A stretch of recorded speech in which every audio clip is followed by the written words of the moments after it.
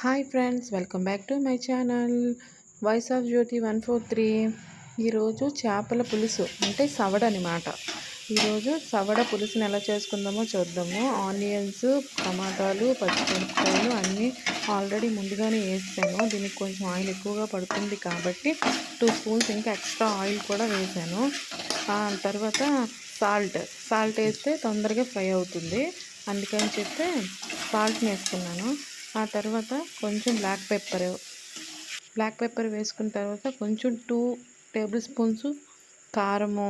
కొంచెం కారం ఎక్కువ తిన్న వాళ్ళైతే ఇంకొంచెం ఎక్స్ట్రా వేసుకున్నా పర్లేదు. నెక్స్ట్ కొంచెం పసుపు. నెక్స్ట్ చింతపండు వేడి నీటిలోని మరగబెట్టుకొని ఆ జ్యూస్ని తీసి వేసినట్లయితే తొందరగా కుక్ అవుతుంది. అందుకు నేను అలా చేశాను. మీరు కూడా అలానే చేయండి. ఇప్పుడు బాగా ఉడుకుతుంది కదా, చూసారా ఫ్రెండ్స్? ఒక 10 మినిట్స్ వరకు అలా ఉడికిన తర్వాత కొంచెం మసాలా గుండ వేసుకోవాలి. ఫిష్ మసాలా అయినా పర్వాలేదు, చికెన్ మసాలా అయినా పర్వాలేదు.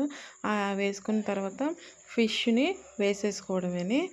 ఫైనల్లీ కొంచెం ఒక 10 మినిట్స్లో మన కుకింగ్ కంప్లీట్ అయిపోతుంది. చూసారా, నేను తెచ్చుకున్నాను 1.5 కిలోస్ ఫిష్. అది కూడా అన్ని ముక్కల్ని నీట్గా కడిగేసి ఫ్రెష్గా ఉన్నది. ఇంకా 2 మెట్టలు కూడా ఇచ్చారు, అవి కూడా అందులో వేసాను. చూడండి ఫ్రెండ్స్, ఓకేనా? అటు ఇటు కొంచెం స్లోగా కలుపుకోవాలి. కలుపుకున్న తర్వాత లాస్ట్లో బాగా ఉడికిపోయింది అని అన్న టైంలో కొంచెంగా కొత్తిమీర వేసుకున్నట్లయితే ఫినిష్ అయిపోయినట్టే.